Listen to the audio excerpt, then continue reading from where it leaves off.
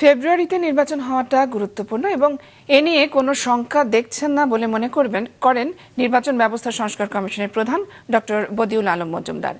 সকালে এফডিসিতে debate for democracy আয়োজিত সুষ্ঠু নির্বাচনে নির্বাচন কমিশনের ভূমিকা নিয়ে ছায়া সংসদে সকালে তিনি আরও বলেন, সুষ্ঠু নির্বাচনের জন্য শুধু নির্বাচন কমিশনই নয়, অন্যান্য অংশীজনদেরও গুরুত্বপূর্ণ ভূমিকা রয়েছে। প্রশাসন, আইনশৃঙ্খলা বাহিনী, রাজনৈতিক দল, নাগরিক এবং গণমাধ্যম সহযোগিতা না করলে নির্বাচন সুষ্ঠু করা দুরূহ হবে। তরুণদের নিয়ে গণতান্ত্রিক ধারা প্রতিষ্ঠা করা সম্ভব বলে মনে করেন তিনি। আগামী নির্বাচনে কার্যক্রম স্থগিত থাকা আওয়ামী লীগের অংশ নেওয়ার বিষয়টি সময়ই বলে দেবে বলে মন্তব্য করেন ডক্টর মজুমদার।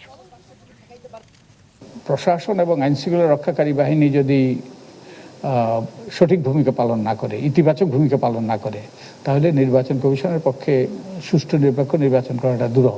কোনো দলীয় সরকার নয়, একটা সুষ্ঠু নিরপেক্ষ নির্বাচন করা তাদের অঙ্গীকার। তারা লেভেল প্লেইং ফিল্ড তৈরি করার জন্য তারা সর্বতভাবে চেষ্টা করবে। আমি তো দেখছি না কোনো অনিশ্চয়তা।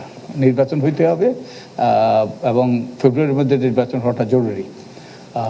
আমি আশা করি তাই ঘটবে।